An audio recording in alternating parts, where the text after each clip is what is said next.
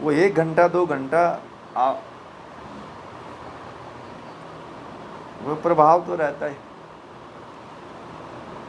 प्रवाह तो उसका बना रहेगा। आप जीते तो हो इसी विचारधारा में, आप भले से अपने काम में रहो, परंतु ये इसका प्रभाव तो आपके जीवन में रहता है। ये जो ग्रंथ पढ़ते हैं आप, इन ग्रंथों का प्रभाव रहता है, मेरा नहीं रहता है, ध्यान रखिए।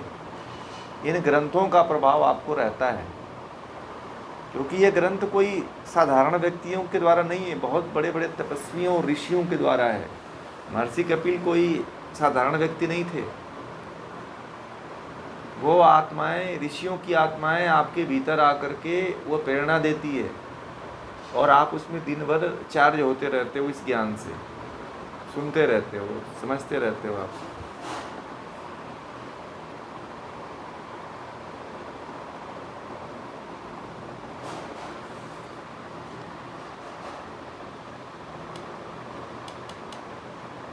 हाँ, ये समाधि अवस्था में ही ज्ञान प्राप्त होता है, ऐसे नहीं।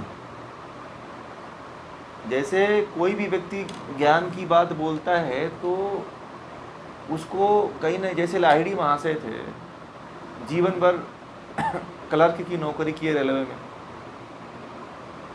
उनको पता ही नहीं था कि वो समाधिस्थ थे।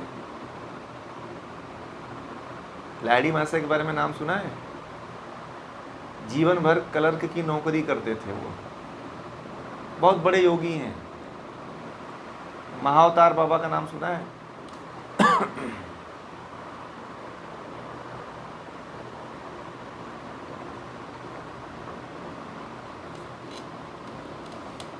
तो लाहिड़ी महाशय के बारे में थोड़ा बता देता हूँ। तो लाहिड़ी महाशय ऐसे थे कि जीवन भर क्लर्क की जॉब की है,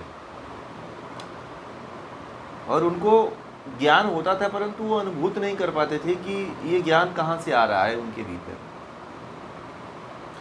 एक दिन ध्यान साधना में बैठे तो उनको वो ज्ञान का आत्म साक्षात्कार हो गया, और उसके बाद वो ध्यान में और बैठे तो उनको परमात्मा का साक्षात्कार हो गया। कहते हैं कि नैनीताल के पास एक शिला था, तो घूमने के लिए गए थे नैनीताल में, और उस शिला पे बैठे तो उनको, वो उनकी तपस्थली रही पूर्व जन्म की। तो कोई बोलता है ना, कोई ज्ञान कहीं से लाता है, चाहे जो उसके अंदर ज्ञान आता है, तो समझिए कि वो आत्मा से आता है, आत्मा से प्रेरित होकर आता है, उसकी जीवात्मा से प्रेरित होकर के आता है।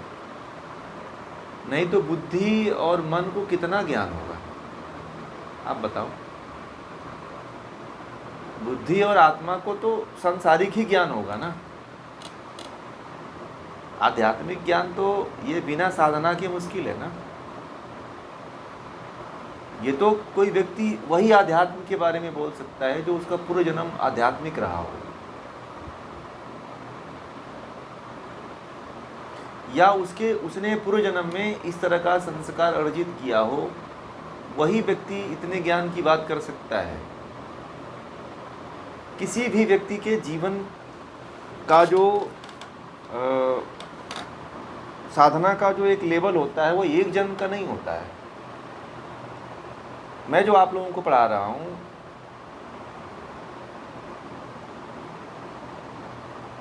हमें भी नहीं पता है कि मैं आप लोगों को कैसे ज्ञान दे रहा हूँ। एक ईश्वरी प्रेरणा है, बस चल रही है। तो ईश्वर से जब प्रेरणा मिलता है तो वो कार्य स्वतः ही होता है। वो व्यक्ति को भी नहीं पता चलता है कि हम तो अल्प हैं, हम कैसे पता लगा पाएंगे भाई उसकी जो परम सत्ता है, जो सब कुछ कर रही है। क्योंकि उसको सब कुछ पता है कि हम क्या हैं, हम कौन हैं, कैसे हैं, ये सब उसको पता है, हमें नहीं पता है। वो जिसको चाहे उसको किस ऊंचाइयों पे लाके खड़ा कर दे, किसको चाहे कब ले जा करके गिरा दे, कोई नहीं जानता, सब उसके हाथ में।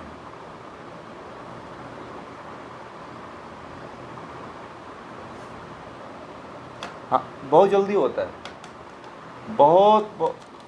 बहुत जल्दी होता है, क्योंकि ईश्वर की एक कृपा रहती है। हाँ, मोक्ष वो मांगता नहीं है, जो वो मांगता है उसको मिलता नहीं है। जो मांगता है वो चाहोगे तो मिलेगा, मतलब आप कर्म करोगे, मतलब इच्छा केवल कामना करोगे तो नहीं, मतलब आप चाहोगे कर्म करोगे तो मुक्ति मिलेगी।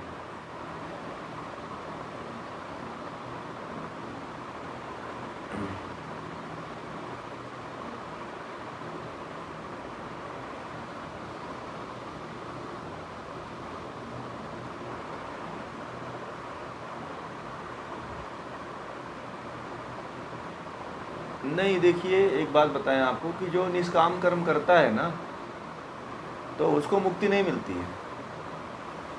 निष्काम करने वाले को महर्षि कपिल ने ही कहा है कि उसको मुक्ति नहीं मिलती है, क्योंकि उसको ज्ञान नहीं होता है ना।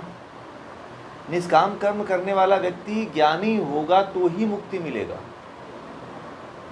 केवल वह उसके पास केवल पैसे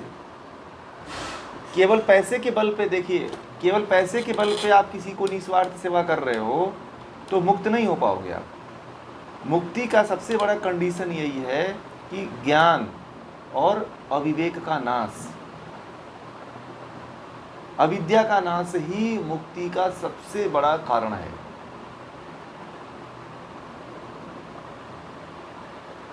तभी निष्काम भी सफल होता है, तभी जो है मुक्ति, तभी आपका जो जन्म लेना भी सफल होता है जब आपको ज्ञान हो। क्यों मैं ये चीज़ शुरू किया हूँ? इसीलिए शुरू किया हूँ कि व्यक्तियों को ज्ञानी बनाया जाए, व्यक्तियों को कम से कम सही ज्ञान दिया जाए कि मैं ये बहुत, अभी आप लोगों को लगता होगा कि ये पढ़ के क्या करेंगे। बहुत लोग मुझसे कहते हैं कि ये कौन सा ग्रंथ है, ये इसमें क्या है, लोगों को पता ही नहीं। असल में ये जो चीज़ें आप लोगों के सामने लेकर के आते हैं वो अभी आप लोगों को नहीं पता चलेगी, अब तो चल जाएगी कि ये क्या है। जो नए हैं उनको ये बात समझ में नहीं आती है, ठीक है। तो कहने का मतलब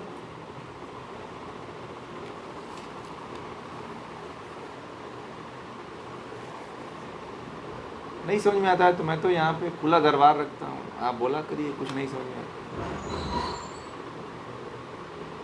यहाँ पे तो सबको बोलने का अधिकार है और मैं तो पूछने के लिए तत्पर रहता हूँ कि कोई पूछे। आप कुछ नहीं समझ में आता है तो पूछा करिए, ठीक है।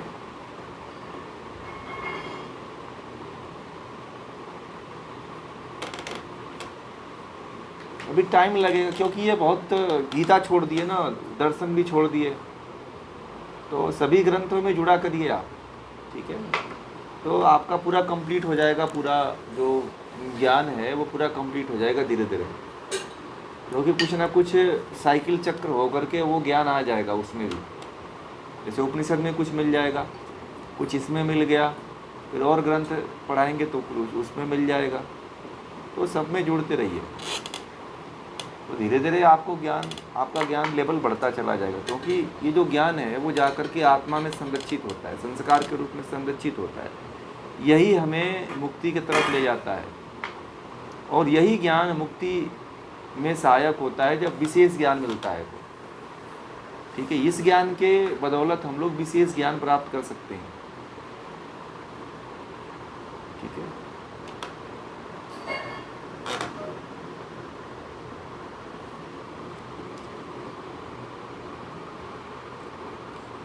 तो कोई भी आत्मा है, अभी जो बात हमारी चल रही थी, उन्होंने, अस्मिता जी ने पूछा, कोई भी आत्मा जो है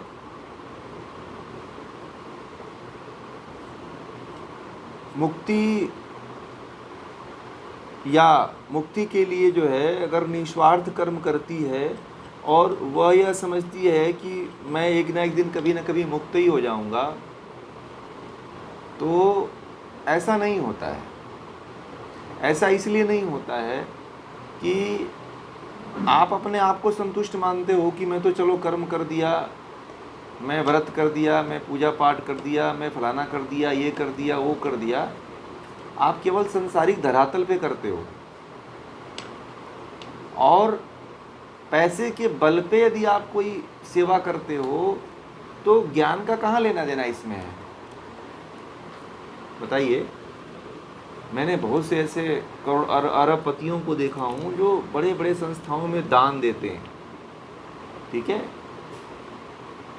परंतु उनको ईश्वर के बारे में, आत्मा के बारे में, परमात्मा के बारे में कुछ नहीं जानकारी है, ठीक है। जब उनको कुछ जानकारी ही नहीं है तो मुक्ति फिर किसकी होगी भाई? परमात्मा मुक्त किस लिए करेगा आपको? अभी सांख्य में पीछे वाले सूत्रों में यह भी आ चुका है कि ज्ञानी व्यक्ति ही मुक्त हो सकता है। आया कि नहीं आया था? आया था ना?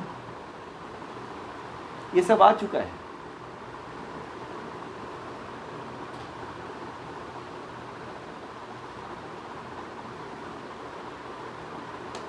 तो इस चीज को आप लोग ध्यान रखिएगा, ठीक है।